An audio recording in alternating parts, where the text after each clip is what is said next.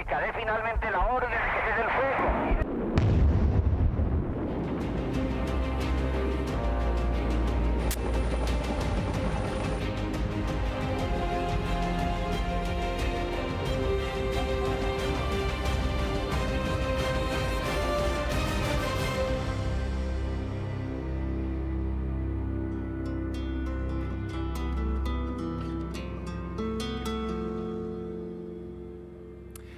Saludos a ustedes en casa, bienvenidos a esta emisión de Noticias RCN a las 11:30. Así se iluminó la fachada del Palacio de Justicia esta noche, el mismo lugar que hace 40 años se tiñó de dolor y de violencia.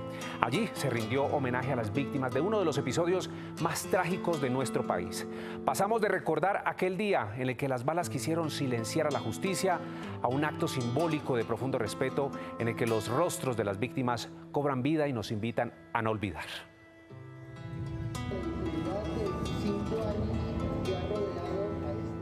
Y es que tenemos un compromiso, lograr que el nombre de las víctimas que vemos precisamente aquí en pantalla, en esa toma del Palacio de Justicia, no se queden entre los muros. Necesitamos que sus historias las conozcan las nuevas generaciones como un gesto de esperanza.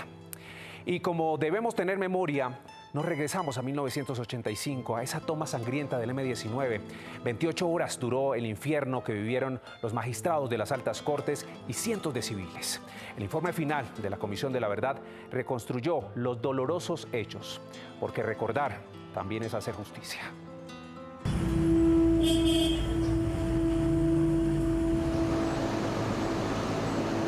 El asalto al Palacio de Justicia comenzó sin ruido, con la llegada de 7 guerrilleros del M-19 entre las 10:30 y las 11 de la mañana.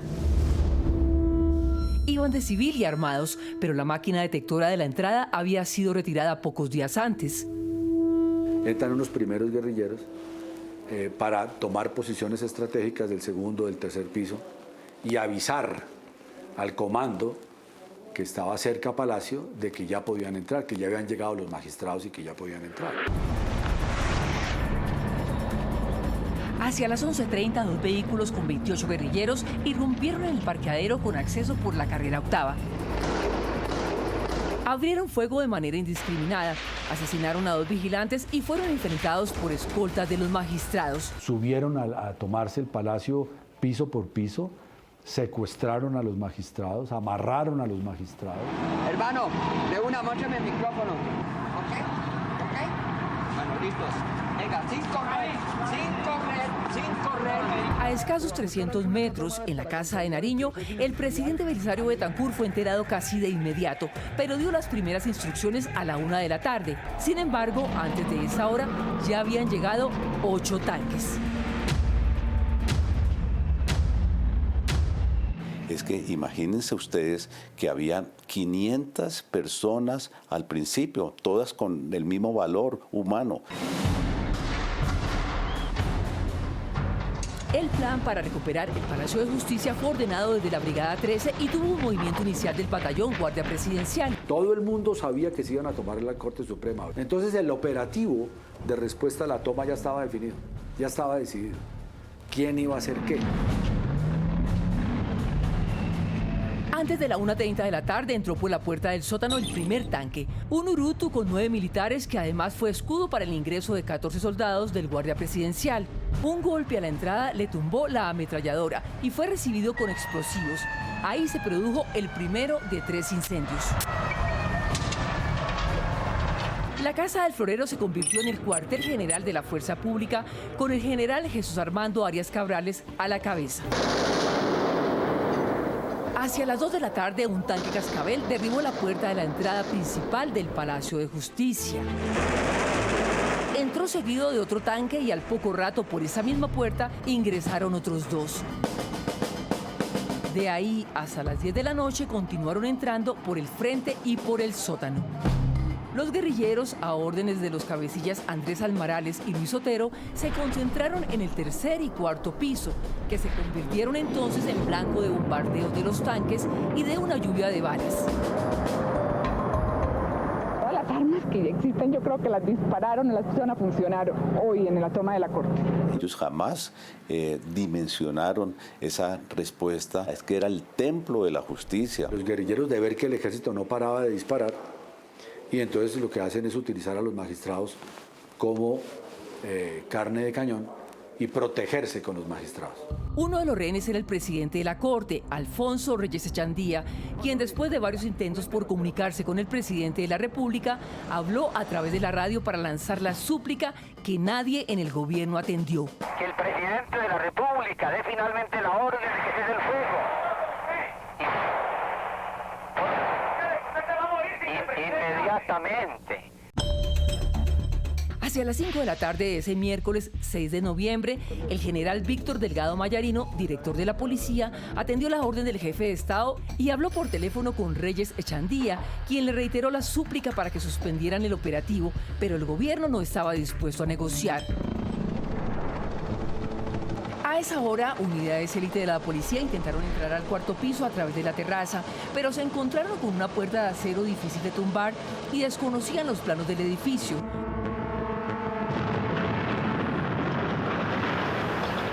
Ya para ese momento había comenzado el rescate de personas atrapadas en el segundo y en el primer piso y la salida de quienes lograron hacerlo por sus propios medios, como algunos ocupantes del tercer piso, para llegar a la puerta principal donde estaba la fuerza pública. Yo pensé que no salía de ahí.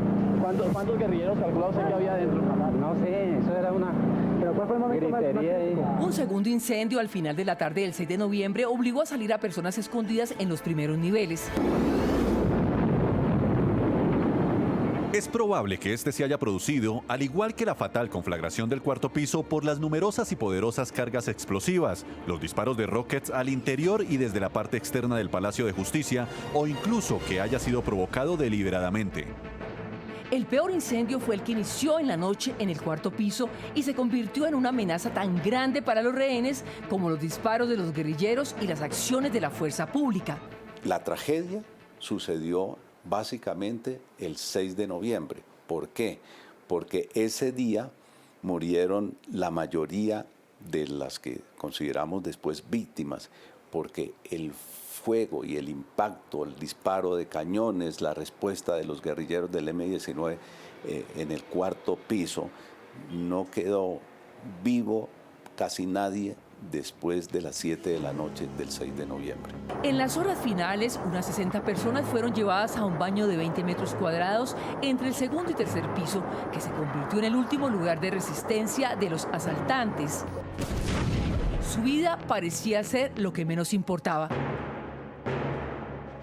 Y deciden enviar un emisario, los que están en el baño, para que contacte a la Cruz Roja e informe que todavía hay rehenes, que todavía hay magistrados, y ahí la fuerza pública y el ejército identifican dónde es que los tienen y empiezan a disparar el tanque contra los baños.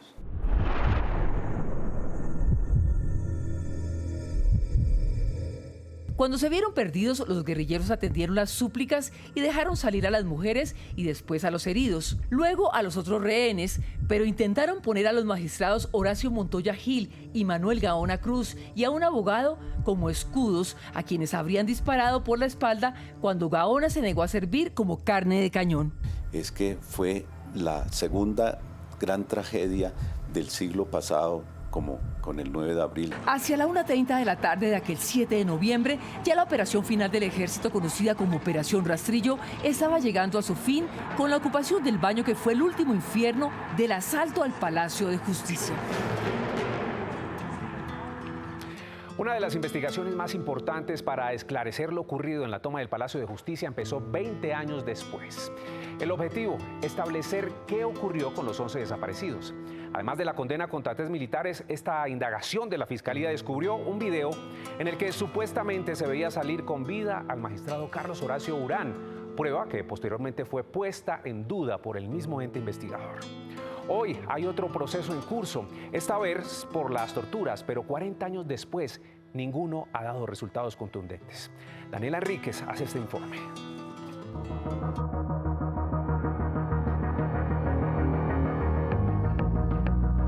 Encontrar pieza por pieza las verdades que quedaron bajo las cenizas o que en algunos casos estaban tan desaparecidas como los rostros que las autoridades desesperadamente intentaban encontrar fue, sin duda, una de las batallas más dolorosas que dejó este episodio en la justicia colombiana.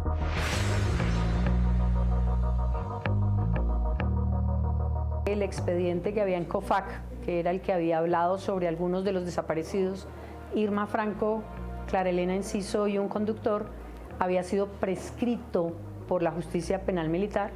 Se habían desaparecido todas las grabaciones, todas las interceptaciones o todas las comunicaciones, más que interceptaciones. En 2005, la Fiscalía emprendió una de las investigaciones que partió en dos la historia judicial del país. Fueron los rostros de los 11 desaparecidos los que mantuvieron viva la investigación.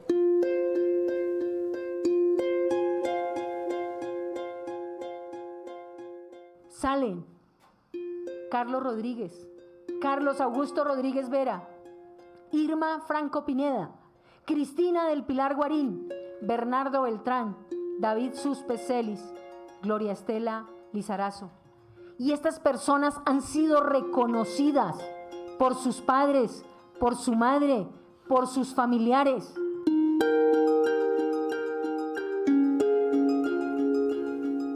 Cuando yo empiezo a encontrar que no solamente trasladaron, sino que los testigos me cuentan que fueron torturados y que algunos de ellos fueron trasladados y nunca volvieron a aparecer, pues ahí es donde dice uno cambia absolutamente toda la historia, porque la primera versión era que no había conocimiento de qué ha pasado con los desaparecidos.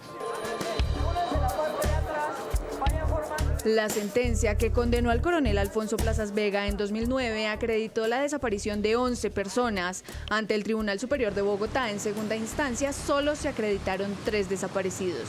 Según la Fiscalía, había indicios para creer que personas salieron vivas del palacio.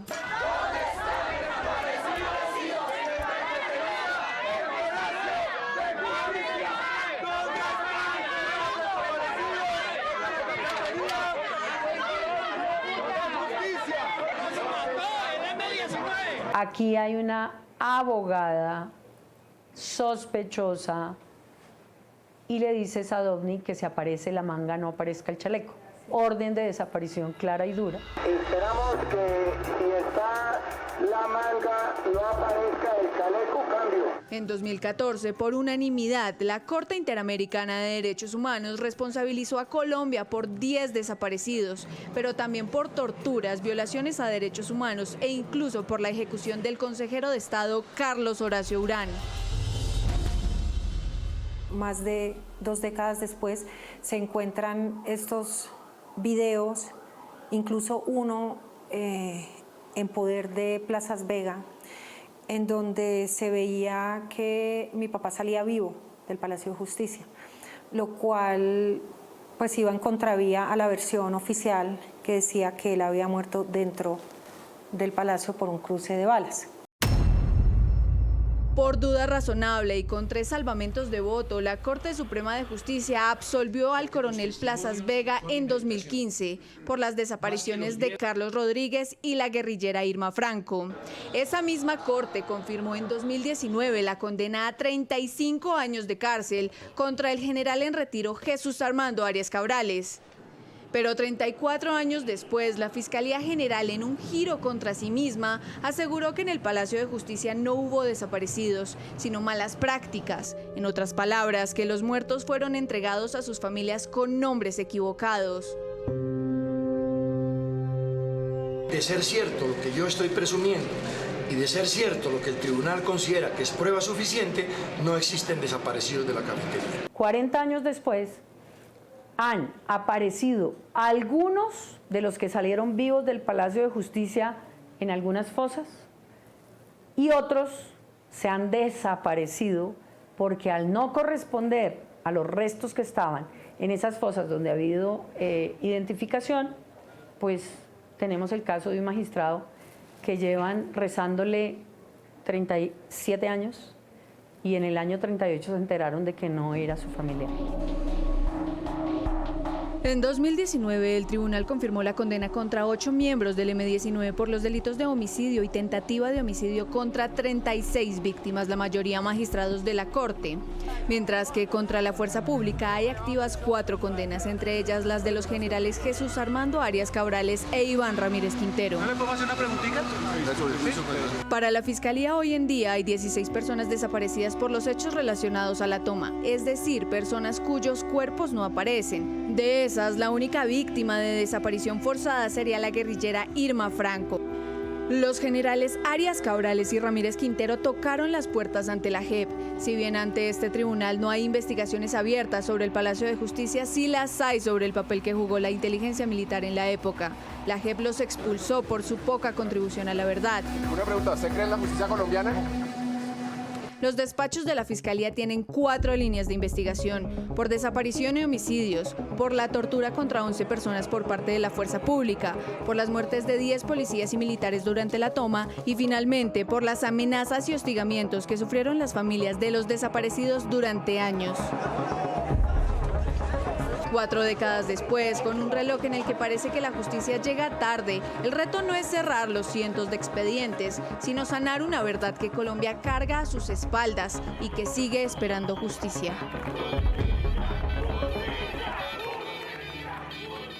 Y justamente hoy, los protagonistas de esas investigaciones hablaron del rol de la justicia en estos 40 años. Daniela Enríquez, ¿qué le contaron? Buenas noches y adelante.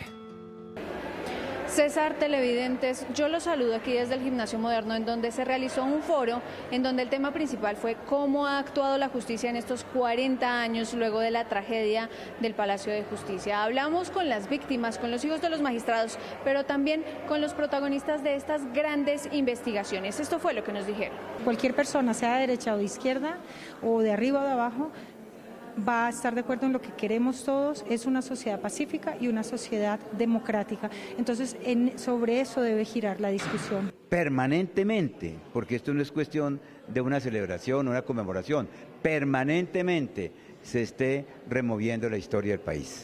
Pues a todas las personas que se quieran acercar el día de mañana, los actos conmemorativos iniciarán a las 9 de la mañana en la Plaza de Bolívar. Yo me despido desde aquí, César, no sin antes decirle que recordar también es hacer justicia. Muy buenas noches. Muy bien, Daniela, gracias. Y a propósito de los actos conmemorativos de los 40 años de la toma del Palacio de Justicia, mañana las altas cortes inician esa agenda a las 9 de la mañana. Y sobre mediodía se llevará a cabo una Eucaristía en la Catedral Primada de Colombia, que será transmitida por el canal RCN. Cambiamos de tema, vamos ahora para Santander, donde habitantes de Vélez y Landazuri habilitaron un paso provisional por una trocha tras el daño que dejó el deslizamiento que afectó 3 kilómetros de la troncal del Carare, que comunica a estos dos municipios. Los empresarios y gremios de la región claman al gobierno nacional por acciones definitivas. ¿Qué dicen los gremios afectados? Le preguntamos a nuestro compañero Cristian Díaz. Buenas noches, Cristian, adelante.